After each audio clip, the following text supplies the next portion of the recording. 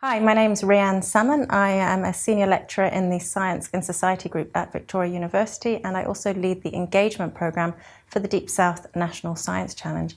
And this short video is being recorded in December 2016, and in conjunction with the release of the announcement about contestable funding through the Deep South Challenge, and a lot of people who've been asking what opportunities are there to get involved with the engagement program generally, and also specifically with the contestable programs, the contestable funding. So hopefully this video and the associated blog posts and slides will give you some answers. And throughout January and February, we're also going to be running a series of webinars and virtual drop-ins to discuss any project ideas that you might have. We're also always available by email and phone if you want to have a chat.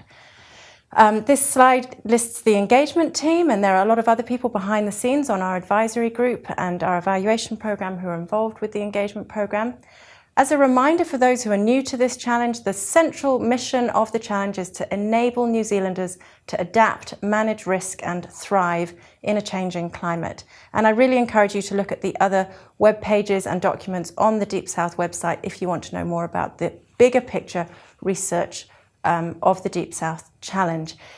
The engagement program is one of 5 programs. You can see them at the top of that schematic there. We also have programs looking at processes and observations, Earth system modelling and prediction, impacts and implications, and vision mātauranga.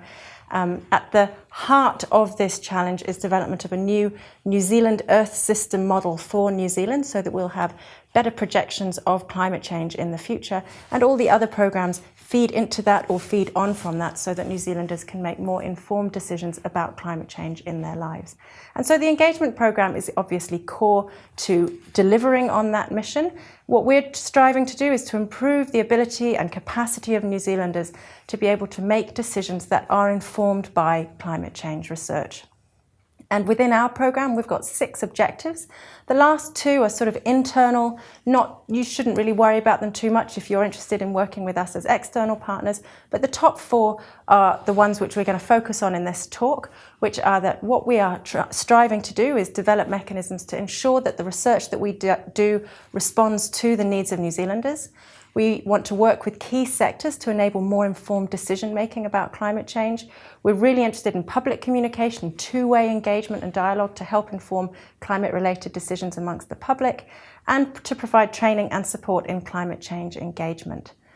In terms of funding, the majority of the funding that's in the engagement program, it's the smallest of the programs in the challenge. The majority of the funding actually stays within our program, mostly to support the team themselves and the activities that we do.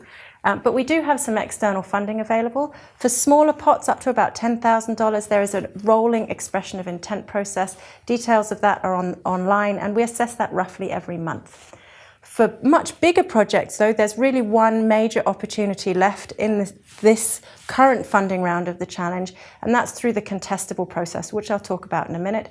And also, we are always looking to commission specific tailored work that we see we need to do in order to deliver on our program. And usually that's through partnerships and calls for tender. So get in touch if you have skills that you think might be useful to us. The contestable process. There are 3 ways that engagement really can be included in a contestable bid. The first is if you're interested in doing research into engagement about climate change. And the Deep South Challenge really has a focus on impacts, implications of climate change and adaptation, not so much on mitigation. So any kind of research into improving engagement in order to improve our ability to adapt would really fit well. And for that, you would be assessed on research excellence as well as the ability to deliver on the engagement objectives.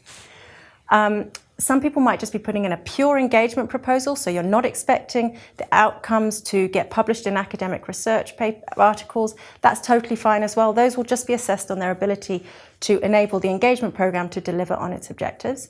And finally, you might actually be part of a project which is a research project into one of the other research programs in the Deep South Challenge, but you have an associated engagement component which will help engagement about that research. And for that, obviously, the research will be judged according to science excellence, and the engagement component will be judged according to the ability to deliver on the engagement objectives. So I'm just going to go through those top 4 engagement objectives and give you an idea of some of the kinds of things that we are hoping might come out. Now, these are just ideas. Obviously, we're hoping that people out there have ideas that we haven't had. And there's much more detail about our engagement program online if you please read the engagement strategy, or at least the executive summary, on the Deep South Challenge website. So the first of these objectives was ensuring that research that we do responds to the needs of New Zealanders. And this is really a sort of three-way process. We want to listen to New Zealanders to check that we understand their priorities. We then need to ensure that we have mechanisms so that the researchers in the Deep South and ultimately the research that's done responds to those priorities. And finally, we want to then deliver the results back to New Zealanders in a way that is accessible and useful to them. Mostly this process is carried out internally through internal workshops, meetings, conferences. There are opportunities if you have skills in facilitation or event design, get in touch. In terms of the contestable process, I'm not really expecting proposals that deliver on this particular objective, but you never know, you might have in mind some kind of event that targets a specific underserved community that is appropriate to the Deep South Challenge, or you might be working with a process that you think might be able to help us with this. So we're definitely open to it. It's just not necessarily what I'm imagining is going to come through, but we like to be surprised. So the second objective is that this is really key, is working with key sectors to enable more informed decision-making about climate change. And in terms of key sectors, we're talking about those sectors that will be affected specifically by extreme weather, drought, shifts in typical weather patterns, and sea level rise that will be a result of climate change in New Zealand. So this includes finance, infrastructure, natural resources, marginalised communities, those sectors that will be impacted economically by changes in these kinds of changes. This is really quite targeted. And again, the sort of engagement that we already do is through conferences, working groups, networks. We really like to work with sectors to find out what are the channels that are most effective for them. For external partners, the opportunities would lie for content creators and designers, people who represent or are part of sectors that are concerned about climate change, and you might have ideas about how best to reach your sector. Please get in touch. And similarly, if you're a member of a community and you feel that you'd like more information about those impacts and implications of climate change for your community, get in touch and maybe we can tailor something for you.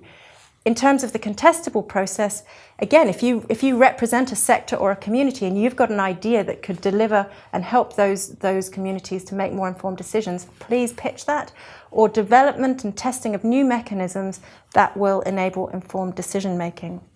What do we mean by that? Look, there's so many ideas out there.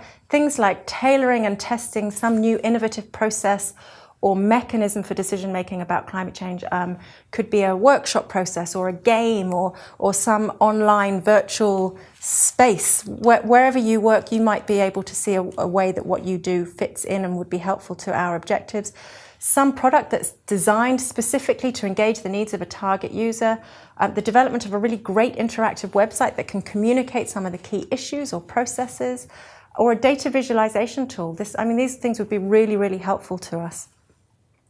The third engagement objective is sort of similar, except this is looking at public communication and engagement to enable informed decision-making rather than focusing on key sectors. So this is targeting members of the public who make decisions that could be influenced by an increased understanding about climate change research, specifically, obviously, for us, stuff that's relevant to the Deep South Challenge. This is a real spectrum from people who actually don't currently think that climate change should factor into their decisions at all. Maybe you have an idea of a way so that they realise that actually climate change is relevant to their decision making, right up to people who might want to use specific data to make a specific decision. Again, the kind of engagement that we do is around content creation, events, collaborations, public conversations. There's lots of opportunities for content creators, designers, and partners in engagement activities.